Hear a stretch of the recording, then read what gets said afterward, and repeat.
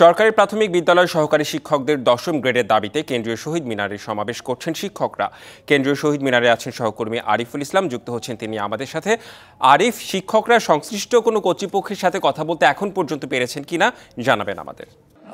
রেদওয়ান, সকাল থেকেই কিন্তু এই শিক্ষকদের যে সমাবেশ, সেখান থেকে মূল যে বক্তব্য সেটা হচ্ছে তারা ১৩তম গ্রেডে এখন বেতনভুক্ত আছেন। তারা চাচ্ছেন যে ১০ম গ্রেডে বেতনভুক্ত করার যে দাবিতে, সেই দাবিতে কিন্তু তারা সমাবেশ করছেন। ইতিমধ্যেই আপনি দেখতে পাচ্ছেন যে এই সমাবেশ স্থলে যে প্রধান বক্তা তিনি কিন্তু ইতিমধ্যেই এসেছেন, যিনি গণ অধিকার পরিষদের সভাপতি নুরুল হক নূর। এছাড়াও বিএনপির কেন্দ্রীয় নির্বাহী কমিটির সদস্য যিনি আছেন রফিকুল শিকদার, তিনিও কিন্তু ইতিমধ্যে বক্তব্য দিচ্ছেন। আমি যদি দেখাতে চাই একটু, তো প্রত্যেকেরই আসলে এছাড়াও এই জুমা নামাজের আগে কিন্তু বৈষম্য বিরোধী ছাত্র আন্দোলন, নাগরিক কমিটি এবং এছাড়াও গণ অধিকার পরিষদের অন্যান্য যে নেতৃবৃন্দ ছিল তারাও কিন্তু কথা বলেছেন। তাদের একটাই কথা, তাদের সঙ্গে একমত হয়ে প্রধান উপদেষ্টা বা ঊর্ধ্বতন কোনো কর্মকর্তা আছে কিনা তারা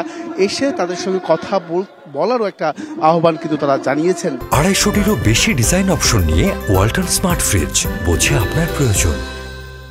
যাতে করে এই ধরনের যে বৈষম্যের শিকার হয়েছেন বিগত ১৫ বছরে এই শিক্ষকরা, যারা আসলে দেশ গড়ার কারিগর, তারা যে বৈষম্যের শিকার হয়েছে সেটা আসলে কেউ মানতে নারাজ। তাই যেহেতু গণঅভ্যুত্থান হয়েছে, সেই গণঅভ্যুত্থানের সব কিছুতেই সংস্কার বিদ্যমান, তো সেক্ষেত্রে কেন এটা এখন পর্যন্ত বৈষম্য থেকে যাবে সেই বিষয়টাও কিন্তু নিশ্চিত করেছেন। তাই তাদের এক দফা দাবি। আর এক্ষেত্রে আরেকটি বিষয় জানিয়ে রাখি যে কিছুক্ষণের মধ্যেই গণ অধিকার পরিষদের সভাপতি তিনি বক্তব্য দেবেন। তার পরবর্তীতে আসলে আমরা জানাতে পারবো যে তাদের পরবর্তী কর্মসূচি ঘোষণাটা আসবে কিন্তু সেখান থেকেই।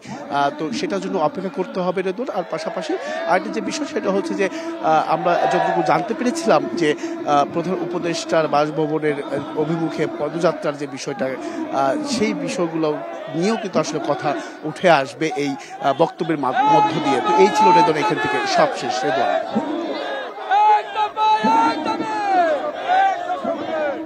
জি আরিফ, আপনাকে অনেক ধন্যবাদ।